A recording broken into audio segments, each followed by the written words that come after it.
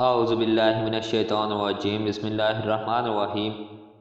لعن اور ملائنہ کے معنی ہیں ایک دوسرے پر لعنت کرنا۔ شرعی اصطلاح میں لعن اس کو کہتے ہیں کہ جب شوہر اپنی بیوی پر زنا کی تہمت لگائے یا جو بچہ پیدا ہو اس کے بارے میں یہ کہے کہ یہ میرا نہیں، نامعلوم کس کا ہے، اور بیوی اس سے انکار کرے اور کہے کہ تم مجھ پر تہمت لگا رہے ہو، پھر وہ قاضی اور شرعی حاکم کے پاس فریاد کرے۔ قاضی شوہر کو بلا کر اس الزام کو ثابت کرنے کے لیے کہے، چنانچہ اگر شوہر گواہوں کے ذریعے ثابت کر دے تو قاضی اس کی بیوی پر زنا کی حد جاری کرے، اور اگر شوہر 4 گواہوں کے ذریعے الزام ثابت نہ کر سکے تو پھر قاضی پہلے شوہر کو اس طرح کہلائے کہ میں خدا کو گواہ کر کے کہتا ہوں کہ میں نے جو زنا کی نسبت اس کی طرف کی ہے اس میں میں سچا ہوں۔ عورت کی طرف اشارہ کر کے 4 دفعہ شوہر اسی طرح کہے، پھر 5ویں دفعہ مرد کی طرف اشارہ کر کے یوں کہے کہ اس مرد نے میری طرف جو زنا کی نسبت کی ہے اگر اس میں یہ سچا ہے تو مجھ پر خدا کا غضب ٹوٹے۔ جب دونوں اسی طرح ملائنت کریں تو حاکم دونوں میں جدائی کرا دے گا اور ایک طلاق بائن پڑ جائے گی، اور وہ عورت اس مرد کے لیے ہمیشہ کے لیے حرام ہو جائے گی۔ ہاں، اگر اس کے بعد مرد خود اپنے کو جھٹلائے، یعنی یہ اقرار کر لے کہ میں نے عورت پر جھوٹی تہمت لگائی تھی، اور اس صورت میں اس پر حد تہمت جاری کی جائے گی اور عورت سے پھر نکاح کرنا اس کے لیے درست ہو جائے گا۔ لیکن حضرت امام ابو یوسف یہ فرماتے ہیں کہ اگر مرد خود اپنے کو جھٹلائے تب بھی عورت اس کے لیے ہمیشہ کو حرام رہے گی۔ حضرت سہل ابن سعد ساعدی کہتے ہیں کہ ایک صحابی عمیمر اجلانی نے دربار رسالت میں حاضر ہو کر عرض کیا کہ یا رسول اللہ صلی اللہ علیہ وآلہ وسلم، اس شخص کے بارے میں بتائیے جو اپنی بیوی کے ساتھ کسی اجنبی مرد کو پائے اور اسے یہ یقین ہو کہ اس مرد نے اس کی بیوی کے ساتھ زنا کیا ہے، کیا وہ اس مرد کو قتل کر ڈالے؟ اگر وہ اس کو مار ڈالے گا تو مقتول کے وارث اس کو قتل کر دیں گے، ایسی صورت میں وہ کیا کرے؟ آیا اس عار پر صبر کرے یا کوئی اقدام کرے؟ رسول کریم صلی اللہ علیہ وآلہ وسلم نے یہ سن کر اس سے فرمایا کہ تم میاں بیوی کے قضیہ میں وحی نازل کی گئی ہے، جاؤ اپنی بیوی کو بلا لاؤ۔ حضرت سہل کہتے ہیں کہ عمیمر اپنی بیوی کو بلا لائے اور میاں بیوی نے مسجد نبوی میں لعان کیا، اور میں بھی اس وقت دوسرے لوگوں کے ساتھ آن حضرت صلی اللہ علیہ وآلہ وسلم کے پاس ہی موجود تھا۔ چنانچہ جب وہ دونوں میاں بیوی لعان سے فارغ ہوئے تو عمیمر یعنی میاں نے کہا کہ اگر میں اس عورت کو اپنے پاس رکھوں تو گویا میں نے اس پر تہمت لگائی ہے۔ اس کے بعد انہوں نے اس عورت کو 3 بار طلاق دی۔ پھر رسول کریم صلی اللہ علیہ وآلہ وسلم نے فرمایا اگر یہ عورت اپنے موجودہ حمل سے ایسا بچہ جنے جس کا رنگ سیاہ، آنکھیں بہت کالی ہوں، کوہلے بڑے ہوں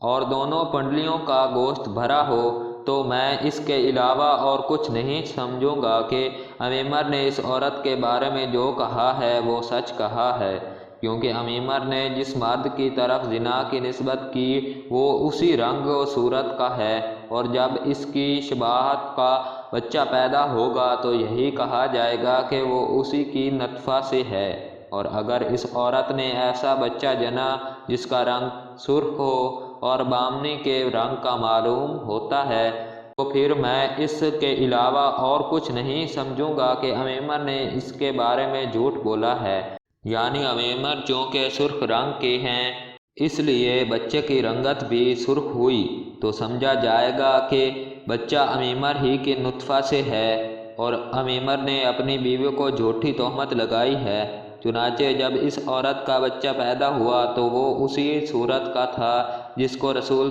کریم صلی اللہ علیہ وآلہ وسلم نے عمیمر کی تصدیق کے لیے ذکر کیا تھا، یعنی وہ بچہ اسی مرد کی شبہات کا تھا جس کی طرف عمیمر نے زنا کی نسبت کی تھی، گویا عمیمر کی بات سچ ثابت ہوئی۔ اس کے بعد وہ بچہ آن حضرت صلی اللہ علیہ وآلہ وسلم کے اس ارشاد کے مطابق اپنی ماں کی طرف منسوب کیا گیا۔ اگر کوئی شخص کسی غیر مرد کو اپنی بیوی کے ساتھ منہ کالا کرتا ہوا پائے اور وہ شخص اس مرد کو جان سے مار ڈالے تو اس کے بارے میں علماء کے اختلافی اقوال ہیں کہ آیا وہ شخص جس نے اپنی بیوی کے ساتھ منہ کالا کرنے والے کو جان سے مار ڈالا ہے اسلامی قانون کے مطابق قصاص یعنی سزائے موت کا مستوجب ہے یا نہیں۔ چنانچہ جمہور علماء کا قول یہی ہے کہ اس کو سزائے موت دی جائے۔ ہاں اگر وہ شخص اس بات کے ثبوت میں کہ مقتول نے اس کی بیوی کے ساتھ منہ کالا کیا تھا 4 گواہ پیش کر دے یا خود مقتول کے ورثاء اس بات کا اقرار کر لیں تو اس صورت میں اس کو سزائے موت نہیں دی جائے گی۔ تاہم یہ ملحوظ رہے کہ اگر 4 پیش نہ کرنے یا مقتول کے ورثاء کے اقرار نہ کرنے کی صورت میں اسے سزائے موت دے دی گئی تو واقعہ کی اعتبار سے وہ سچا تھا تو خدا کے نزدیک گنہگار نہیں سمجھا جائے گا۔ حضرت ابو ہریرہ رضی اللہ تعالیٰ عنہ سے مروی ہے کہ نبی کریم صلی اللہ علیہ وآلہ وسلم نے ارشاد فرمایا، جب تک میں تم سب کو کسی نہ کسی معاملے میں آزاد جوڑے رکھوں اس وقت تک بھی مجھے جوڑے رکھنا، کیونکہ ہم سے پہلے جاہل قومیں اسی وجہ سے تباہ و برباد ہو گئی ہیں کہ انہوں نے اپنے پیغمبروں کو وہ سوال کیے تھے کہ جن سوالات کو کرنے کا کوئی مقصد ہی نہ ہوتا تھا۔ ان کے ساتھ ساتھ وہ لوگ اپنے پیغمبروں کی باتیں ماننے سے بھی انکاری ہو گئے تھے۔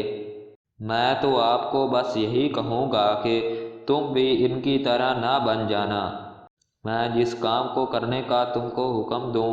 تم ان پر عمل کرنا اور جن جن کام سے تم کو کرنے سے منع کروں گا تو تم ان کاموں سے منع ہو جانا۔ حضرت ابو ہریرہ رضی اللہ تعالیٰ عنہ سے مروی ہے کہ آقا دو جہاں کا فرمان ہے کہ جس نے مجھ سے پیار کیا اس نے اللہ تعالیٰ سے پیار کیا، جو مجھ سے راضی ہے اللہ تعالیٰ اس سے راضی ہے، جس نے میری پیروی کی اس نے خدا کی اطاعت کی، جس نے میرے نافرمانی کی اس نے اللہ تعالیٰ کی نافرمانی کی۔ عمومی احوال میں شریعت کا حکم یہ ہے کہ میاں بیوی ایک ہی بستر پر آرام کریں، کسی معقول و معتبر وجہ کے بغیر شوہر کو الگ کمرے میں آرام نہیں کرنا چاہیے۔ بعض علماء نے شوہر کے بیوی کے ساتھ سونے کو سنت شمار فرمایا ہے، البتہ بعض حالات میں اگر شوہر کسی وجہ سے علیحدہ سوئے تو بیوی کو ایک ہی بستر پر سونے کا اصرار کرنا بھی درست نہیں۔ مثلا بیوی ایام کی حالت میں ہو اور ساتھ سونے کی صورت میں فتنے میں پڑنے کا اندیشہ ہو، یا اولاد ہونے کی صورت میں یا اولاد کے باشعور ہونے کی مدت کے بعد عموماً میاں بیوی بستر جدا رکھتے ہیں، یا شوہر تھکا ماندہ ہے اور اسے آرام یا راحت کی ضرورت ہے تو ایسے مواقع پر علیحدہ سونے کی گنجائش بھی حدیث وقفہ کے کتب سے معلوم ہوتی ہے۔ باقی ایام کی حالت میں اگر فتنے میں وقوع کا خطرہ نہ ہو تو میاں بیوی ساتھ سو سکتے ہیں،